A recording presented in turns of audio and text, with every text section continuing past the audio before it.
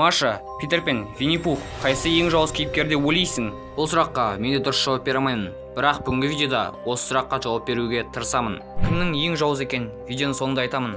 Видеоны соңына дейін көріп кетіңіздер. Ең бірінші кезекте бізде Винни Пух пен Маша қайсы жауыз екенін бірге анықтайық достар. Маша негізінде адам емес, ол елес. Ал аю болса оны негізі жеп қойған. Маша содан кейін елеске айналып кеткен. Ал оны аю жеп қойғаннан кейін ол елеске айналып ормандағы бүкіл жануарды қорқытып жүретін болған.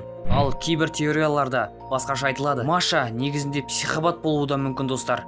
Ол психопат болғандықтан өзінің миында осындай әлемді құрып жүруі мүмкін достар. Винни Пух болса қандай қатыгездікпен айналысқан екен, маған да қызық болып тұр. Винни Пухтың қорқынышты анимациясы мен киносы да бар достар. Негізі басында Винни Пух жақсы кейіпкер болады. Ол қаншама депрессия, қаншама стресстен кейін ақыр соңында маньякқа айналады достар. Тіпті кей қорқынышты анимацияларында да адамды жазықсыз аса қатыгездікпен өлтіреді достар. Ал Винни Пухтың достарына келсек, мультикте бәрі жақсы сияқты көрінеді, бірақ шын мәнінде олай емес достар. Винни Пух өзінің достарында аяусыз ұрады және оларды жылдар бойы қорқынышта ұстап келген. Бұл жердегі ең жауыз кейіпкер Винни Пух болып шықты. Ал енді Винни Пух пен Питер пенді салыстырып көрейік. Қайсы ең жауыз кейіпкер екен? Питер пенге келсек, ол түнге қарай Лондон қаласындағы балаларды алдап, өзінің әлеміне алып кетеді. Ол жақта оларды қинап өлтіріп, тіпті оларды жеуі де мүмкін.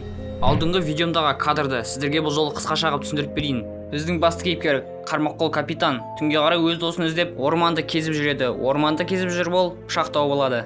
Сөйтіп біраз жүріп, ар жақтан бір дыбыс естіледі. Қармаққол капитан барса, Питер пен адам жеп жатыр екен достар. Қармаққол капитан шошып кетіп, ағаштың артына тығыла салады. Қармаққол капитан осы кезде дереу қашып үлгереді, бірақ соңынан Питер пен бәрібір жетіп алады достар. Және де екеуісінің арасында шайқас басталады. Шайқас басталған бойда капитан күрек жеңіліп қалады достар.